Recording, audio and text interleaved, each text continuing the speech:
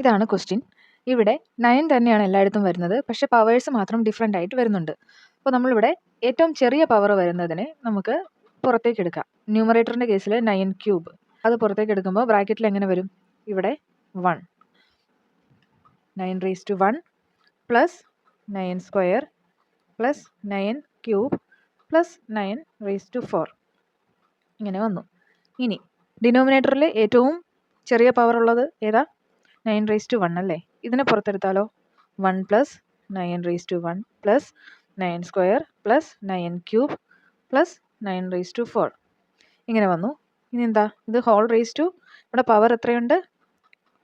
1/2 കിടപ്പുണ്ട്. Equal to എന്ത് വരും? ഇത് രണ്ടും സെയിം ആണല്ലേ? അപ്പോൾ നമുക്ക് ഇതും ഇതും ക്യാൻസൽ ചെയ്യാം. ഇനി ബാലൻസ് എന്താണുള്ളത്? 9³ ബൈ 9⁻1 പവർ എത്രയാ? 1/2. 9³ ബൈ 9⁻1 എങ്ങനെ വരും? ഇത് ക്യാൻസലായി ഇവിടെ സ്ക്വയർ വരും. 9² ഹോൾ റേസ് ടു 1/2. ഇതിനെ നമുക്ക് എന്തെഴുതാം? 9⁻²/2 ഇത് ക്യാൻസലായി 1. 9⁻1 ഈക്വൽ ടു 9. ഇതായിരിക്കും ആൻസർ.